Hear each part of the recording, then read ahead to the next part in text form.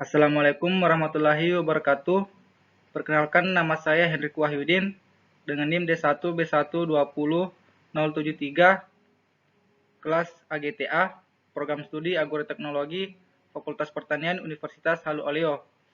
Baik, di sini saya akan menjelaskan mengenai tugas mata kuliah analisis jaringan tanaman, tanah, dan pupuk. Tugasnya yaitu analisis metode, grafimetri, titrimetri, dan kolorimetri. Pertama yaitu metode grafimetri. Metode grafimetri adalah salah satu metode analisis kuantitatif dengan penimbangan. Metode analisis grafimetri adalah suatu metode analisis yang didasarkan pada pengukuran berat yang melibatkan pembentukan, isolasi, dan pengukuran berat dari suatu endapan. Tahap awal analisis grafimetri adalah pemisahan komponen yang ingin diketahui dari komponen-komponen lain yang terdapat dalam suatu sampel, kemudian dilakukan pengendapan. Adapun jenis-jenis analisis grafimetri yaitu pertama, grafimetri penguapan. Metode penguapan dalam analisis grafimetri digunakan untuk menetapkan komponen-komponen dari suatu senyawa yang relatif mudah menguap. Cara yang dilakukan dalam metode ini dapat dilakukan dengan cara pemanasan dalam gas tertentu atau penambahan suatu reaksi tertentu, sehingga komponen yang tidak diinginkan mudah menguap atau penambahan suatu reaksi tertentu sehingga komponen yang diinginkan tidak mudah menguap. Dalam cara evolusi bahan direaksikan sehingga timbul suatu gas. Caranya dapat dengan memanaskan bahan tersebut atau mereaksikan dengan suatu reaksi. Pada umumnya yang dicari adalah banyaknya gas yang terjadi. Berdasarkan pembentukan suatu gas, grafimetri dibedakan menjadi dua cara. Pertama, grafimetri penguapan tidak langsung. Grafimetri dapat digunakan dalam analisis kadar air. Kadar air bahan bisa ditentukan dengan cara grafimetri evolusi langsung ataupun tidak langsung. Bila yang diukur ialah fase padatan dan kemudian fase gas dihitung berdasarkan padatan tersebut, maka disebut grafimetri evolusi tidak langsung. Selanjutnya, grafimetri penguapan langsung. Gas yang terjadi ditimbang setelah diserap oleh suatu bahan yang khusus. Untuk gas yang bersangkutan, sebenarnya yang ditimbang ialah bahan penyerap itu, yaitu sebelum dan sesudah penyerapan, sedangkan berat gas diperoleh sebagai selisih kedua penimbangan. Pada penentuan kadar air, maka uap air yang terjadi dilewatkan tabung berisi bahan higroskopis yang tidak menyerap gas-gas lain. Selanjutnya, grafimetri pengendapan. Suatu sampel yang ditentukan secara grafimetri mula-mula ditimbang secara kuantitatif, dilarutkan dalam pelarut tertentu, kemudian diendapkan kembali dengan reagen tertentu. Senyawa yang dihasilkan harus memenuhi syarat yaitu memiliki kelarutan sangat kecil, sehingga bisa mengendap kembali dan dapat dianalisis dengan cara menimbang. Endapan yang terbentuk harus berukuran lebih besar daripada pori-pori alat penyaring atau kertas saring. Kemudian endapan tersebut dicuci dengan larutan elektrolit yang mengandung ion sejenis dengan ion endapan. Hal ini dilakukan untuk melarutkan pengotor yang terdapat di permukaan endapan dan memaksimalkan endapan. Selanjutnya, grafimetri cara pengendapan analit direaksikan sehingga terjadi suatu endapan dan endapan itulah yang ditimbang. Atas dasar membentuk endapan, maka grafimetri dibedakan menjadi dua macam. Pertama, endapan dibentuk dengan reaksi antara analat dengan suatu reaksi. Endapan biasanya berupa senyawa, baik kation maupun anion, dari analat mungkin diendapkan. Bahan pengendapnya mungkin anorganik atau organik. Cara inilah yang biasanya disebut grafimetri. Selanjutnya yaitu endapan dibentuk secara elektrokimia. Dengan perkataan lain, analit dielektrolisa sehingga terjadi logam sebagai endapan. Cara ini biasanya disebut elektrografimetri. Dengan sendirinya, umumnya kation yang dapat diendapkan. Selanjutnya, grafimetri elektrolisis. Metode elektrolisis dilakukan dengan cara mereduksi ion-ion logam terlarut menjadi endapan logam. Ion-ion logam berada dalam bentuk kation apabila dialiri dengan arus listrik dengan besar tertentu dalam waktu tertentu, maka akan terjadi reaksi reduksi menjadi logam dengan bilangan oksidasi 0. Materi selanjutnya yaitu metode titrimetri. Metode titrimetri adalah suatu cara analisis untuk menentukan jumlah analit atau kadar suatu zat berdasarkan pengukuran volume suatu larutan yang sudah diketahui konsentrasinya atau larutan standar yang bereaksi secara ekuivalen.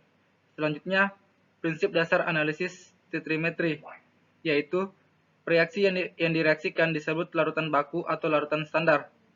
Penambahan larutan baku diteteskan sedikit demi sedikit dengan buret sampai tercapai titik akhir. Penambahan titran diteruskan sampai jumlah T yang secara kimia setara dengan A, maka dikatakan telah tercapai titik ekuivalensi dari titrasi itu.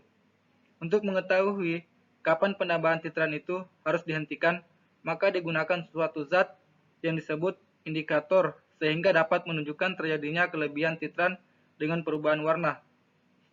Jika volume larutan standar sudah diketahui dari percobaan, maka konsentrasi senyawa di larutan yang belum diketahui dapat dihitung dengan persamaan berikut, di mana NB sama dengan Fa kali Na per Fb, di mana Nb yaitu konsentrasi larutan yang belum diketahui konsentrasinya, Fb yaitu volume larutan yang belum diketahui konsentrasinya, Na yaitu konsentrasi larutan yang telah diketahui konsentrasinya, selanjutnya Fa yaitu volume larutan yang telah diketahui konsentrasinya.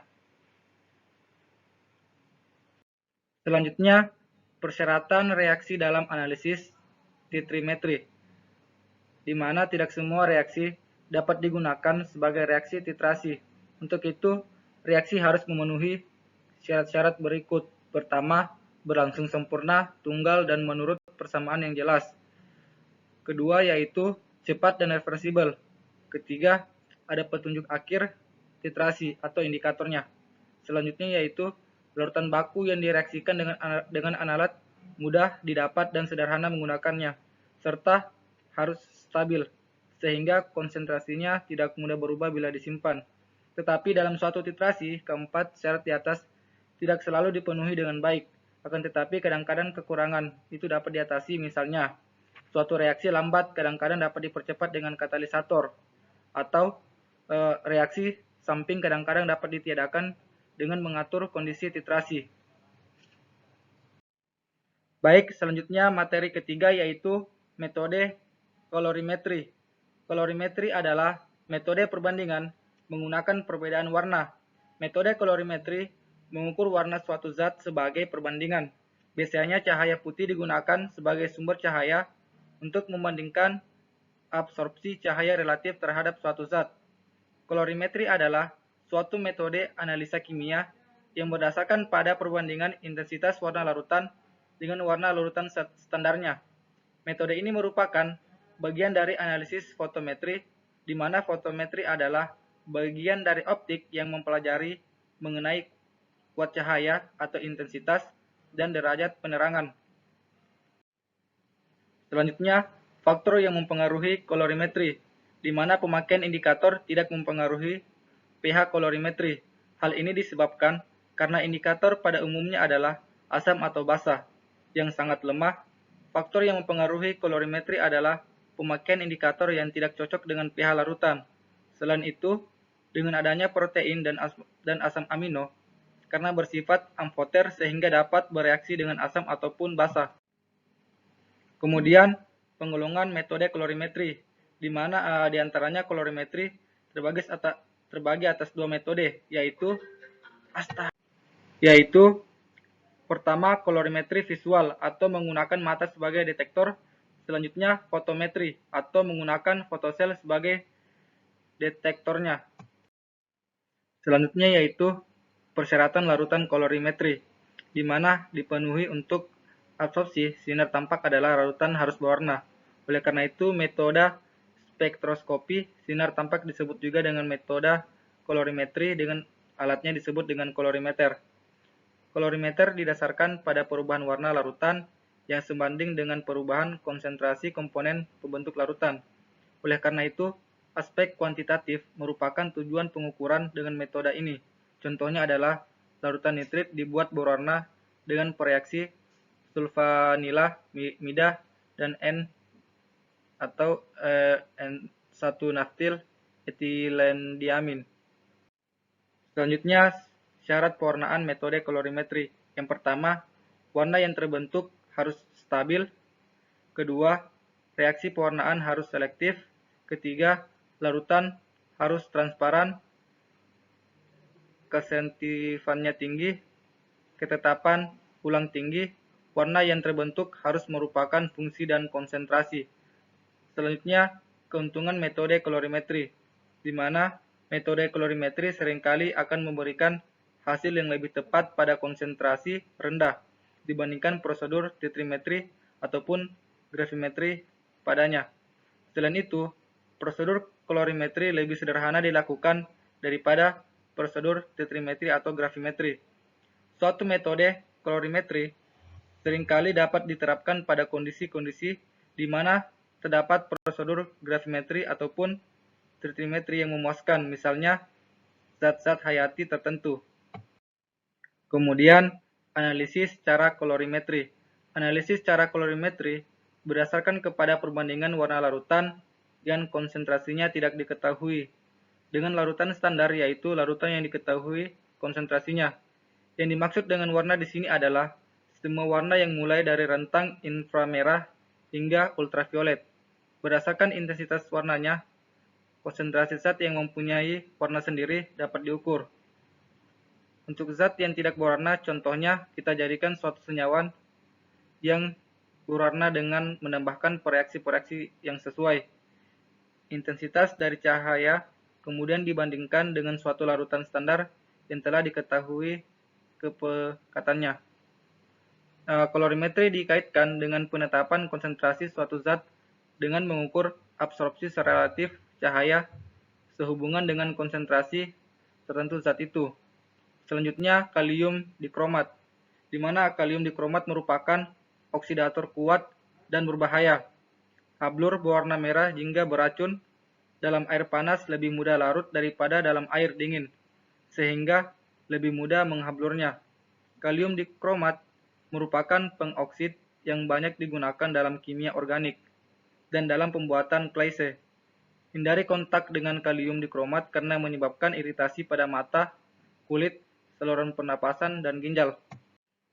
Itu saja yang dapat saya sampaikan. Lebih dan kurangnya mohon dimaafkan. Wassalamualaikum warahmatullahi wabarakatuh.